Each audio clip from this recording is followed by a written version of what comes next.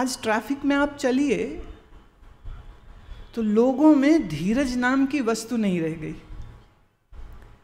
Red light पे खड़े हो, अभी ग्रीन नहीं हुई है, अभी ऑरेंज हुई है, पीली हुई है अभी बत्ती, तो पीछे से हॉर्न बजने शुरू हो जाते। भाई अगली कार में हवाई गियर नहीं है, वो भी तुम्हारे ही जैसा कार चलाता है, साधारण कार जिसमें हवाई गियर नहीं होता, लेकिन पीछे से हॉर्न बजने लग जाता।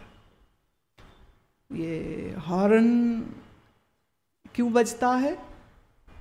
क्योंकि उसके मन में गुस्सा बज रहा है, जल्दी जल्दी जाना है, कहीं जाने कहाँ जाना है, क्या करना चाह रहे हो मालूम नहीं, और कैसा धीरज की कमी देखिए, हॉर्न बजना शुरू हो जाता।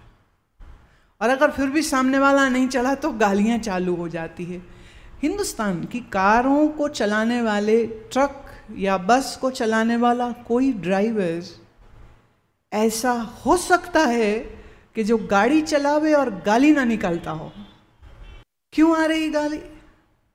अब शब्द बोलने की आवश्यकता क्यों पड़ रही? क्योंकि उस व्यक्ति के अंदर इतना गुस्सा है कि वो गुस्सा बहाना ढूंढ रहा है बाहर निकलने के लिए। देखती हूं जब कभी, आज सुबह की ही बात है, जब आगरा प्रवेश किए तो एक पुलिस वाले रिक्शा वाले के झापड़ रसीद कर दिया। क्यों? उसको जल्दी नहीं चला सकता। अरे भाई रिक्शा है, कार थोड़े है वो, तो झापड़ मार दिया उसको। अब रिक्शा वाला वापस पुलिस वाले से तो लड़ नहीं सकता है, तो वो बेचारे ने थप्पड़ खाया और रिक्शा चलाते हुए आगे निकल गया। अब पुलिस वाले का गुस्सा ट्रांसफर हो गया रिक्शा वाले को। अब ये प्रसाद किसी को तो देगा, ऐसा तो हो नहीं सकता वो अपने पास रखेगा, तो वह आगे बढ़ेगा तो वो किसी और को गाली बकेगा। ये गाली का प्रसाद एक से एक आगे आगे चलता रहता एकदम। आप निकलिए तो जरा शहर में, ऐसे ऐसे श्लोक सुनने को मिलेंगे। मैं श्लोक कह रही हूं इसलिए क्योंकि अब आप गुरु का, ईश्वर की स्तुति वंदना के श्लोक तो भूल गए हो, गाली वाले ही याद रह गए, तो सुबह सुबह ही शुरू हो जाते। श्री रामलाल जी सुबह सुबह उठे, लड़का उनका 8वीं का इम्तिहान दे के आया था, तो उसका रिपोर्ट कार्ड देखते हैं। रिपोर्ट कार्ड देखे तो सब में तो वो फेल हो रखा है, तो ज्यों ज्यों पढ़े अच्छा देखा तो इतना गुस्सा आया, दे ताबड़तोड़ गालियां देनी चालू करी। ऐसी ऐसी गाली कि सामने रहते घनश्याम प्रसाद जी तो परेशान हो गए कि वो तो इतनी गाली दे रहा है, इतने जोर जोर से दे रहा। तो वो भाग के बाहर आए, कहते अरे क्या कर रहे हो रामलाल, ये क्या बोल रहे हो तुम, ये किसको गाली दे रहे हो? तो रामलाल ने एक और गाली देते हुए कहा, जिस साले को समझ लगती हो उसी को दे रहा, तुझको क्या लेन देन, जिसको दे रहा हूं, जिसको समझ लगे उसी को दे रहा हूं। इतनी गाली क्यों? क्रोध अधिक है। फिर कह दूं, क्रोध वो नर्क है जो आप अपने लिए खुद खड़ा करते हैं। क्रोध वो अग्नि है जो आप अपने मन में खुद जलाते हैं। यूँ समझिए आपको किसी पर गुस्सा आया तो क्रोध ऐसे है जैसे तुम जलता हुआ कोयला अपने हाथ में उठा लो कि मैं सामने वाले को मारूंगा। अब जब आप कोयला उठाएंगे, वो लाल लाल जलता हुआ कोयला पहले तेरी हथेली जलाएगा, और फिर जब तक तुम मारोगे तब तक तो तुम्हारा कल्याण हो गया ना। और उसको लगे नहीं लगे मालूम नहीं, लेकिन खुद तो जल गए। थोड़ा सोचिए, इस बात पर विचार करिए थोड़ा सा। जब हम क्रोध करते हैं किसी कारण से, भले कोई कारण हो, लेकिन क्रोध से हम अपना नुकसान करते हैं। और बराबर और लगातार जिनके अंदर क्रोध चलता रहता है, तो ये समझिए कि आर्टरीज और वेन्स उस प्रेशर को बर्दाश्त नहीं कर पाएंगे, तो आज नहीं तो कल कांड तो हुआ ही हुआ समझिए। पुराने समय में हमारे वैद्य जब कोई रोगी आता उसकी नब्ज देखते और रोग तो समझ जाते, नब्ज पकड़ के कि इसको रोग क्या है। और फिर वो एक प्रश्न पूछते रोगी से कि कृपया ये बताइए कि ये बीमारी आपने अपने अंदर पैदा कैसे की थी, क्या क्या गलत किया जिससे ये बीमारी आपने बनाई है। You have created the disease. रोग कोई बाहर से नहीं आता है, रोग का सृजन हम करते हैं, अपनी बेवकूफ़ी से करते हैं, अपने अज्ञान से करते हैं। देखिए, अगर आप दिन में 100 माला फेरते हैं महामंत्र की, या आप दिन में 50 माला करते हैं ओम नमः शिवाय मंत्र की, लेकिन क्रोध तुम्हारा बेलगाम चल रहा है चित्त में, तो मेरी दृष्टि में अभी आप प्रेमा भक्ति से बहुत दूर हैं। क्योंकि अगर भक्ति का एक अंश भी आपके भीतर आ जाता तो सबसे पहली चीज ये होती कि तुम्हारा मन शांत होता और बुद्धि विवेकी होती, तो तुम्हारी वाणी संयमित होती, तो तुम्हारी वाणी से गाली गलौच और अपशब्द निकल नहीं सकते थे, और इसके फलस्वरूप आपका रक्तचाप भी ठीक रहता। एक बात कहती हूँ मैं, इससे आप खुद देख लीजिएगा, हम प्रभु के भक्त हैं, इसकी क्या पहचान, कैसे पता चले हम ईश्वर के भक्त हो गए? हम तिलक लगावे तो ना, हम गले में माला पहने तो ना, हम गले में कंठी धारण कर ले तो ना, हम कोई विशेष रंग के कपड़े पहन ले तो जी नहीं। कैसे पता चले हम भक्त हो गए? जब हमारा मन समता में आ गया तो जानिए हम भक्त हो गए। जब मन सम हो जाता है, माने क्रोध का तूफान मन में नहीं उठता है, क्रोध का बवंडर मन में नहीं उठता है, जब मन में समता आ गई, तब जानिए कि आपके जीवन में भक्ति का प्रवेश हो गया। जैसे आप मुंह में रसगुल्ला रखेंगे तो मुंह मीठा होगा कि नमकीन? हाँ, मीठा ही होगा, क्योंकि नमकीन रसगुल्ला तो होता नहीं है। वैसे मैंने सुना है कि यूपी में किसी महाराज ने रसगुल्ले की भी सब्जी बना दी। ये भी मैंने सुना, हमने चखी नहीं, सुना है। बड़े कमाल के महाराज हैं, लखनऊ के हैं वो। मैंने कहा भाई मीठी को मीठा ही रहने देना चाहिए, मीठे में फिर काहे नमक मिर्च घुसेड़ दिया। खैर, मीठा खाएंगे तो जीवा मीठी हो जाएगी। इसलिए अभी जो मैंने भजन गाया तो इसमें एक पंक्ति है, नाम की मिश्री मुख में घोल, बोल हरि हरि हरि बोल। जिसकी जीवा पर नाम हो, जिसके मन में प्रभु का गुणगान हो, तो जैसे मिश्री मुख में रखें तो मुंह मीठा, ऐसे नाम प्रभु का मन में आया तो मन मीठा हो गया। तो जिसका मन मीठा है उसके मन में क्रोध का वेग नहीं उठता, और शांत मन से वो जीवन की कठिन से कठिन परिस्थिति को अच्छे से समझता है, उसकी समीक्षा करता है, और विवेकी बुद्धि के साथ जब वो कोई निर्णय करता है तो सामने वाले की भूल हो तो वो अपना हृदय बड़ा करके धीरज से उसे क्षमा करता है, और अगर अपनी भूल हो तो नम्रता सहित अहंकार रहित होकर वह हाथ जोड़ करके क्षमा मांग लेता। लड़ता नहीं, क्रोध नहीं करता, पारा नहीं चढ़ता, जीभ पे गाली नहीं आती। तो दूसरे अर्थ में यह भी कह सकती हूं कि उसे ब्लड प्रेशर नहीं होता। और मुझे पता है ये कई लोगों को बड़ा कष्ट होगा कि ये कैसी हैं, ये क्या बोल रही हैं, माने हम भक्त ही नहीं हैं क्योंकि हमें ब्लड प्रेशर है इसलिए हम इससे भक्त ना रहे। ऐसा कैसे कह सकते हैं?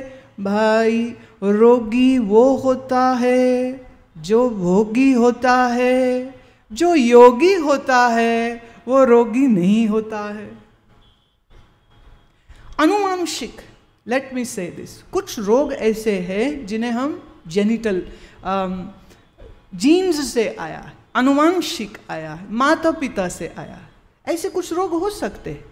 लेकिन उन रोगों का भी उचित आयुर्वेदाचार्य की सलाह से, यौगिक क्रियाकलापों को करने से वो उसको मेंटेन्ड रख सकता है। वो उन रोगों को अपने ऊपर हावी नहीं होने देता। बात समझ रहे हैं हमारी? मैं ये निवेदन करना चाहती हूँ कि हम लोग थोड़ा अपना जीवन का विश्लेषण करें और ईमानदारी से ये देखें कि क्या हम वास्तव में एक आध्यात्मिक जीवन जी रहे हैं या नहीं। क्या हम वास्तव में एक धर्म परायण जीवन जी रहे हैं या नहीं, या कि हम धर्म का लबादा ओढ़ करके धोखा ही कर रहे हैं। और याद रहे, जब भी हम धोखा करते हैं वो किसी से नहीं होता, अपने से ही होता। किसी से हम धोखा कर ही नहीं सकते, क्योंकि फिर वही बात, जब जलता कोयला हाथ में उठाओगे तो सबसे पहले तुम्हारा हाथ जलता है, दूसरे को तो वो बाद में जलाए न जलाए क्या कह सकते हैं। विवेक पूर्वक जब आप जीवन यापन करेंगे तो ये बिल्कुल यथार्थ बात है कि उससे जीवन में इतना सुंदर वातावरण बन जाता है कि हम हर प्रकार से ईश्वर की कृपा को बरसते हुए महसूस करते हैं, और हमारे मन में समता और हमारी वाणी में संयम अपने आप से आ जाता है। अष्टांग हृदयम में यह बात आई कि जो वैद्य खुद रोगी हो उससे कभी दवा नहीं लेनी चाहिए।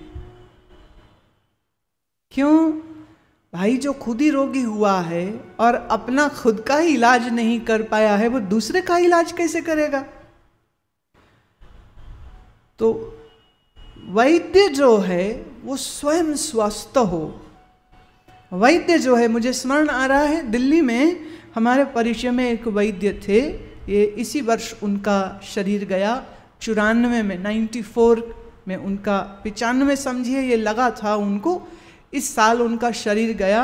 और पिछले लगभग 8 वर्षों से हम लोगों का संपर्क था उनसे, और पिछले 8 वर्ष से मैं उनको देख रही थी कि इस उम्र में भी वो अपने कपड़े खुद धोते, अपने कपड़े खुद इस्त्री करते, और भोजन पकाने में भी अपनी बहू का या अपनी पत्नी का साथ देते थे, और कमर सीधी थी और सीधे चलते थे, और शरीर उनका कदाचित 45 या 50 उम्र की जो शक्ति किसी पुरुष शरीर में होवेगी उतनी शक्ति उनके शरीर में थी। और वाणी ऐसी बढ़िया साफ स्पष्ट, और क्या बढ़िया शायरी वो करते, माने बुद्धि से भी बड़े स्तर, और मेरे से अत्यंत प्रेम करते। 2-4 महीने में उनसे मुलाकात होती रहती, और घंटों बैठ करके आयुर्वेद पे चर्चा करते, कभी शायरी सुनाते, और कैसे कैसे सुंदर आयुर्वेद के श्लोकों का वह समीक्षा चलती रहती थी। अब इस अवस्था में जाने पर भी शरीर निरोगी क्यों रहा?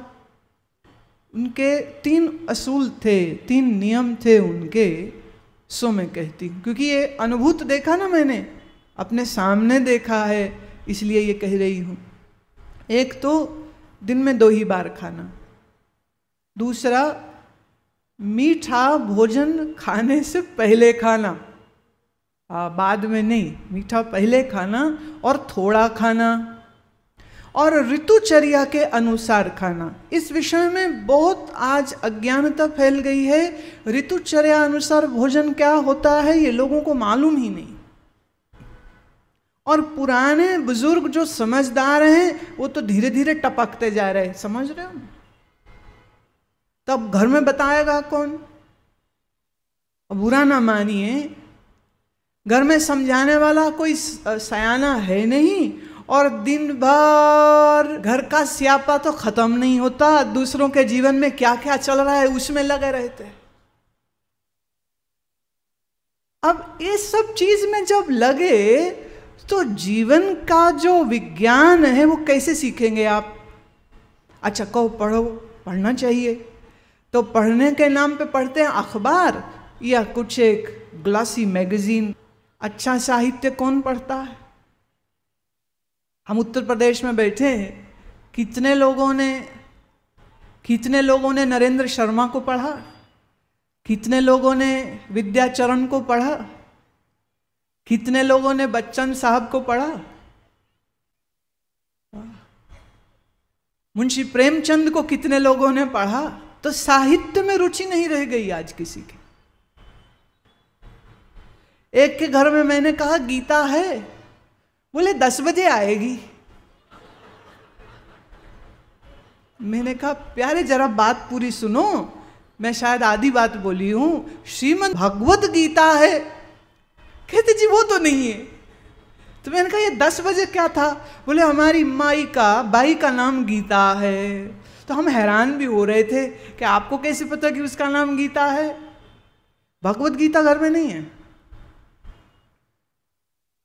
जब घर में पुस्तक ही नहीं है, जब घर में ग्रंथ ही नहीं है, तो पढ़ेंगे कैसे, तो समझेंगे कैसे, तो जीवन का विज्ञान कहाँ से समझ लगेगा? मेरा आपसे गुजारिश है, बड़ा नम्र निवेदन है, कृपया घर में श्रीमद् भगवत गीता की एक प्रति अवश्य रखिए, और संभव हो सके तो 2 से 3 से 4 श्लोकों को रोज पढ़िए, और सरल शब्दार्थ वाली भी उपलब्ध है उसको पढ़िए। और कुछ समझ ना आती हो तो अच्छे अच्छे महापुरुषों ने इसके ऊपर अपनी व्याख्या दी है। एक छोटा सा प्रयास मैंने भी किया। आमूल संपूर्ण श्रीमद् भगवद गीता के 18 अध्यायों को मेरी समझ के अनुसार जैसा मैंने समझा, अनुभव किया, सो उसको वर्णित किया। और मैं ये समझती हूँ कि Bhagavad Gita encyclopedia of life है। जीवन का पूरा विज्ञान श्री कृष्णचंद्र ने हमको उसमें दे दिया है।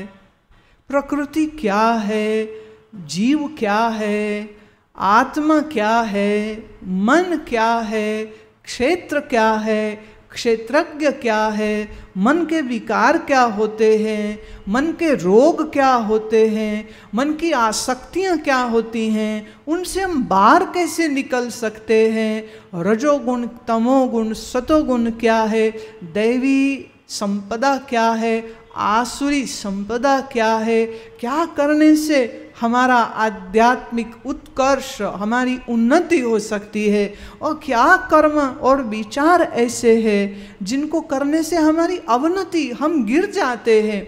मनुष्य का स्वभाव और व्यवहार कैसा होना चाहिए, और अगर आपका वैसा नहीं है तो राक्षसी है तो वो क्यों है और कैसा है, और दैवी है तो क्यों है और कैसा है। मैं नहीं समझती हूँ कि कोई भी विषय प्रभु ने इसमें ना उठाया हो। प्रश्न पूछते जाते हैं अर्जुन, और श्री कृष्णचंद्र हर बात का इतना सुंदर हमें उत्तर देते हैं। सो थोड़ा अध्ययन में, थोड़ा स्वाध्याय आपके जीवन में आना चाहिए। मेरा आपसे बहुत आग्रह है, मेरा आपसे बहुत निवेदन है, कृपया इसके ऊपर जरूर ध्यान दीजिए।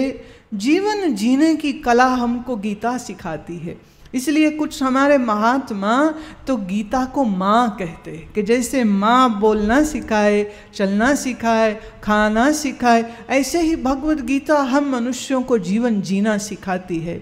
और जिसने इस अमृत को पिया, गीता अमृत को पिया है, वो चिरजीवी हो, सत्य सनातन धर्म का पालन करते हुए अपने सच्चिदानंद स्वरूप अनंत चैतन्य पर ब्रह्म का बोध प्राप्त कर लेता है। बात को मैं फिर वापस सरल करती हूं और आप जिसको ग्रहण कर सकें तो उस तल पर मैं वापस बात को ला रही हूं। आप ये देखें कि हम क्रोध से जितना हो सके तो बचें। अब आप कहेंगे क्रोध से बचें कैसे? क्रोध तो आ जाता है और कब आता है पता भी नहीं चलता है, और जब हम भड़ करके बोल चुके होते हैं या मारपीट कर चुकते हैं तो उसके भी 2-4 दिन के बाद अक्ल आती कि भाई ये तो कुछ गड़बड़ कर दी, ऐसे नहीं करना चाहिए था। लेकिन अपने अहंकार के कारण हम उस बात को स्वीकार नहीं करते हैं और हमारा अहंकार हमें दूसरों से लड़ाता ही रहता है।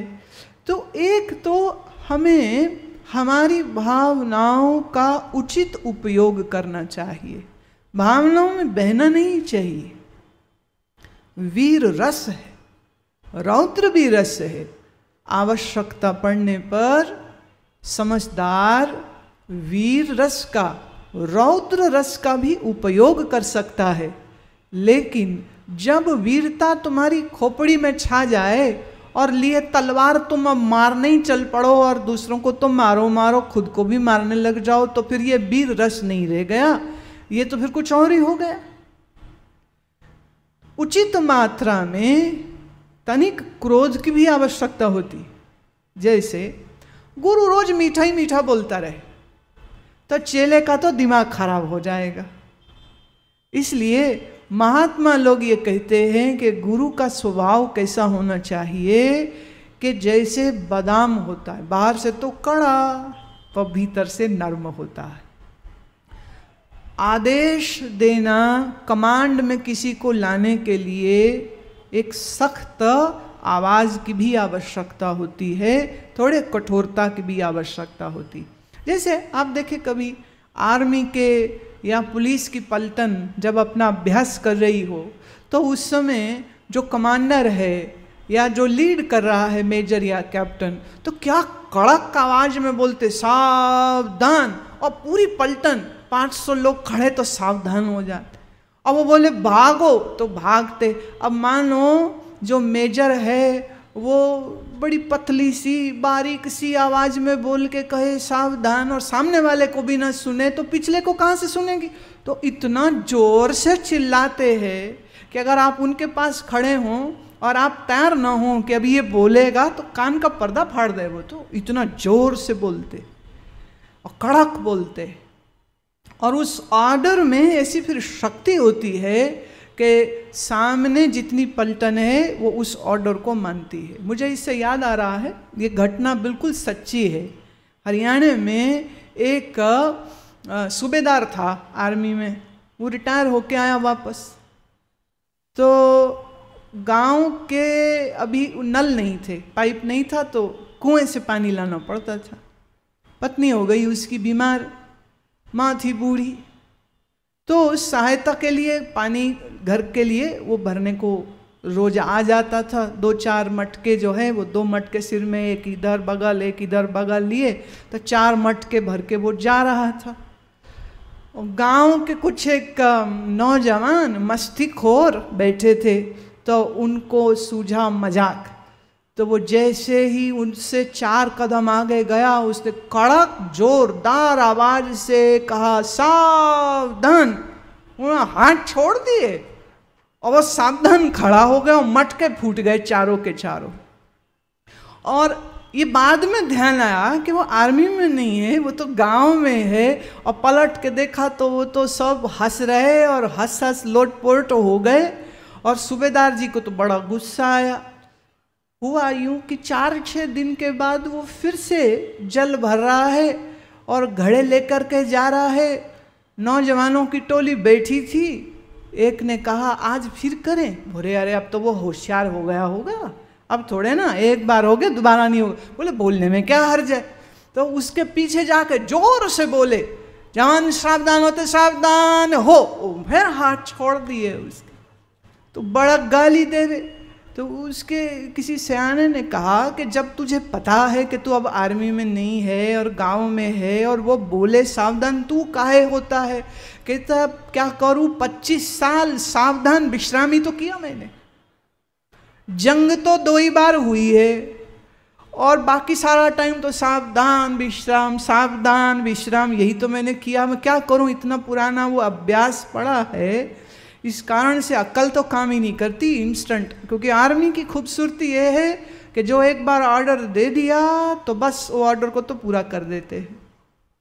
तो कठोरता की भी आवश्यकता होती है। ऐसा नहीं है कि कठोरता बुरी चीज है और ऐसा भी नहीं है कि क्रोध बुरी चीज है। ये तो ऐसे ही हो गया कि जैसे चाकू बुरी चीज है कि अच्छी, बोलो। अब चाकू किसी के पेट में घुसेड़ दो तो बुरी है, हाँ, पर वही चाकू से आप सब्जी काटिए, फल काटिए तो बढ़िया है। तो चाकू बुरा है कि अच्छा? चाकू को हम ना बुरा कह सकते हैं ना चाकू को हम, अब अगर अच्छा है तो बच्चे को दे दें, वो तो अपनी आंख में मार ले, क्या कर ले, किसी के मार दे। चाकू से किसी की जान ली जा सकती है। और ख्याल करिएगा, ऐसा ही सर्जिकल चाकू स्कैल्पेल से डॉक्टर रोगी की जान बचाता है। जब वो पेट के ट्यूमर को निकालने के लिए या पथरी को निकालने के लिए जब पेट को काटता है, तब वो भी तो एक तरह से चाकू का ही इस्तेमाल कर रहा है। और जो कत्ल करता है वो भी चाकू का इस्तेमाल कर रहा है।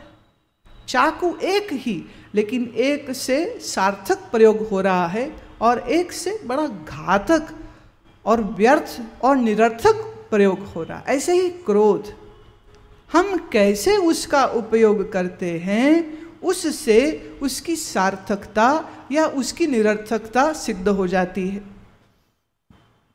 क्रोध का हम उपयोग करें तो यह हुई अच्छी बात, और क्रोध हमारा उपयोग करे ये हो गई गड़बड़ बात।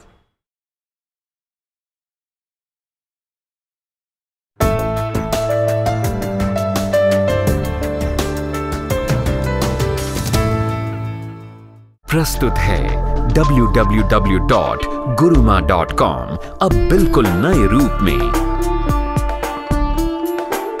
जहां आप पाएंगे जीवन को नवीन दिशा देने वाले लेख, आगामी कार्यक्रमों की जानकारी, शिविर रजिस्ट्रेशन की सुविधा, आश्रम की संपूर्ण जानकारी, सीडीज,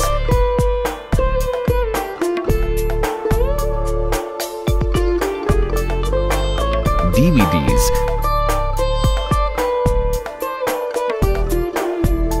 तथा पुस्तकों को खरीदने व डाउनलोड करने की सुविधा।